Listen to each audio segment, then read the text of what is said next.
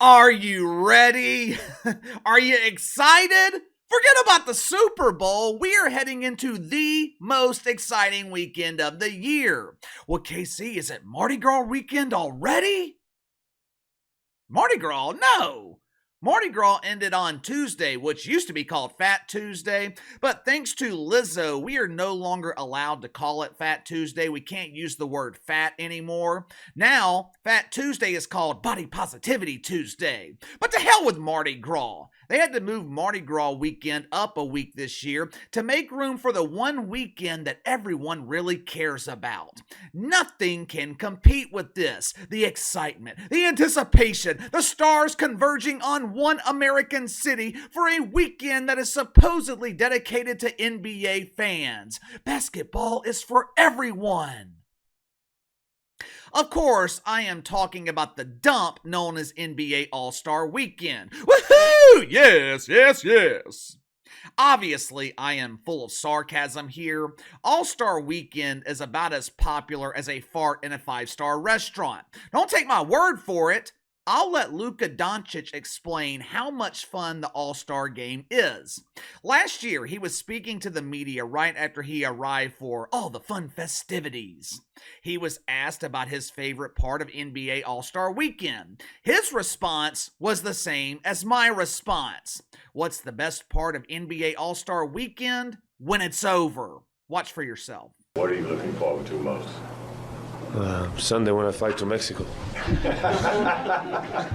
I know Luka Doncic was kinda joking there, but the best jokes are based in truth. That clip I just showed you, that is the biggest problem with the All-Star Game. No one wants to be there. Players don't give a shit. Coaches don't care. Vast majority of NBA fans could not care less. Believe it or not, All-Star Weekend used to be a big deal in the NBA. Back in the 90s, players treated the All-Star Game like it actually mattered. During the game, the players, they played something called defense. Michael Jordan, he had far too much pride to let you posterize him with a dunk. Kobe Bryant wasn't allowing you to take wide open shots. Wasn't all that long ago that the All-Star Game was taken seriously by NBA players. Back in 2012, Dwayne Wade broke Kobe Bryant's nose during the All-Star Game. They were not engaged in a fight. They were engaged in a professional basketball game. D. Wade broke Kobe's nose playing tough defense. Unfortunately, over the last 6, maybe 7 years, players have treated the All-Star Game just like they used to treat the bulk of the regular season. It's always been an exhibition, but over the last few years, players have treated the All-Star Game like an afterthought. As a result, the decreased interest of players led to decreased ratings on television. 2017. The two teams in the All-Star Game, they combined for 374 points. That is not a census number. 374, that does not represent the population of Gay, Arkansas. That was the number of points scored in what was supposedly a professional basketball game. There were 83 dunks, with the vast majority of them being uncontested. Adam Silver can't get players to participate in the dunk contest, but they have no problem turning the All-Star Game into a glorified dunk contest. To his credit, I guess, Adam Silver recognized the lack of interest from players. 2018, he decided to make things interesting. He thought back to his days as a child when he was a young nerd who closely resembled Marvin the Martian. Instead of players representing their conferences, Adam Silver decided to nominate captains for each team, and they would pick their own players. Ooh, how exciting. This change was so memorable that no one remembers. I'm sure LeBron James was a captain and he picked all of his boodle buddies. I have no idea who the other captain was. Maybe it was Kawhi Leonard. If so, I am sure he called in sick with load management and had someone else pick the team for him. There were only 27 dunks in the All-Star Game that year, but there was really no need to dunk the ball when there were 123 three-point shots attempted, with most of these wide open shots being missed. 2019, another painfully boring All-Star weekend. That year, there were 167 three-pointers. Nothing brings the excitement like a glorified shoot-around. Once again, Marvin the Martian noticed the lack of engagement and the complete lack of effort his players were giving to the All-Star game, so he decided to make things exciting and interesting again by rewriting the rules. During the fourth quarter, there was no time clock, and the teams played basically a game of 21. Well, actually, they played a game of 24 to honor Kobe Bryant, who had just passed away the month prior. There were also these individual contests in the fourth quarter where I guess teams were trying to reach milestones for charity. Are you confused yet? Yeah, so was everyone else. No one knew what the hell was going on, which leads us to the unmitigated disaster that was the 2023 NBA All-Star Game. Well, KC, what about 2021 and 2022? What about them? Who gives a shit? Last year, All-Star Weekend was an absolute embarrassment for the NBA. The pregame ceremony took forever. What was so memorable about it that caused it to take forever? No one remembers. There was so much confusion before the game that players, they didn't even know which team they were playing on. The product on the court, atrocious. There were so many highlights, like LeBron James walking up the court for an alley-oop. At one point, Donovan Mitchell, he was so bored, he threw a lazy pass to Jason Tatum in the paint, where for some reason there were no defenders, and Jason Tatum made another boring dunk. Perhaps the best highlight of the weekend was the thousands of people across the country who had their insomnia cured by watching this absolute garbage. Unsurprisingly, ratings for the 2023 All-Star Game, record lows. Only 4.5 or maybe it was 4.6 million people tuned in to watch something that almost resembled basketball. After the game last year, Nuggets head coach Mike Malone, he summed it up perfectly. Watch for yourself. That is the worst basketball game ever played. I don't know if you can fix it. Before we continue with the abundance of negativity, I do like to find at least one positive.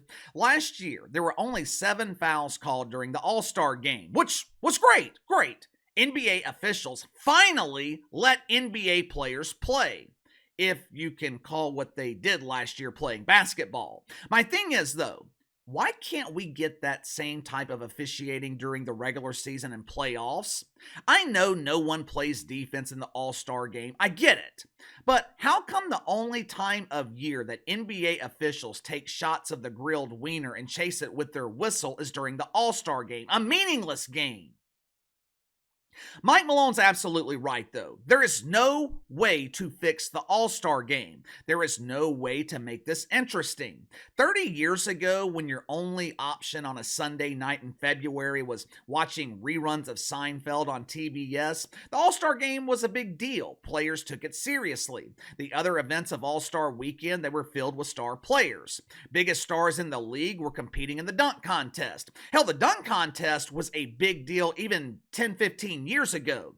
I still remember Dwight Howard putting on the Superman cape. I remember Blake Griffin dunking over a Kia or some other car. I also remember LeBron James refusing to compete. And to be honest with you, I think that was the genesis of NBA All-Star Weekend losing its relevance. When the biggest star in your league is refusing to compete in the dunk contest, when the biggest star in your league is refusing to take the game seriously, every other player in the NBA is going to follow his lead. And that is exactly what's happened. Listen to this list of events for All-Star Weekend. You tell me if any of this garbage is worth watching. 6 o'clock tonight, the NBA presents the All-Star Celebrity Game. Only problem is, the biggest celebrities involved in this game are the fucking coaches. The teams will be coached by Stephen A. Smith, the same Stephen A. Smith who claims to have made 17 consecutive three-pointers.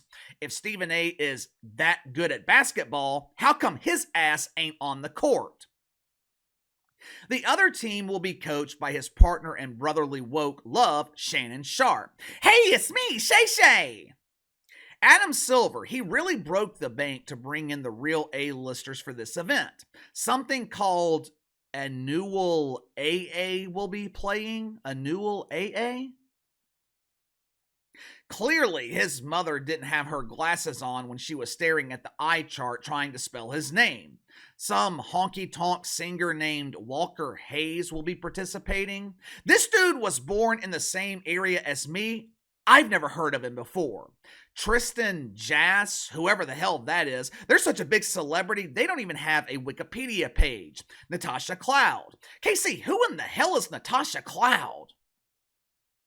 Tasha is an aspiring politician who fights for the already given rights of the LGBT community. She's also a part-time dump diver in the WNBA. Last I checked, she was playing for the Washington Shitfucks in some dilapidated high school gym in Washington, D.C. These are the so-called A-listers participating in what the NBA is calling a celebrity basketball game. The most exciting part of that event is finding the actual celebrity that is participating. Tomorrow night is All-Star Saturday night. Woohoo! What excitement does Adam Silver have planned for us tomorrow? The three-point shooting contest, which is formerly known as the NBA regular season. However, there is something special about this year's event. After the traditional contest, the NBA is presenting Steph versus Sabrina. Now, don't worry. Don't worry. Only one of these participants chooses to identify as female. It's not going to be two WNBA dump divers battling to see who can shoot the most air balls. Representing the NBA, Steph Curry. Representing waste management will be Sabrina Ionescu. Now, this should be an easy win for Steph Curry, but I would be willing to bet the NBA encourages Steph Curry to lose this contest, hoping it will increase interest in WNBA pretend basketball. Next up is the dunk contest. Jaylen Brown, Mac McClung, Jacob Toppin, Jamie Jaquez. I watch the NBA all the time. I have never heard of half of these players in the dunk contest. Mac McClung, he hasn't played a game all season. How in the hell is he qualified to participate in the dunk contest? Jacob Toppin, he is averaging a whopping 2 points per game in 6 minutes. Who in the hell cares about these bums? Credit to Jaylen Brown. Credit to Jaylen Brown for being the one star in the NBA who actually cares about the dunk contest. Supposedly, NBA All-Star Weekend is about the fans, supposedly. But the truth is, All-Star Weekend is about the money.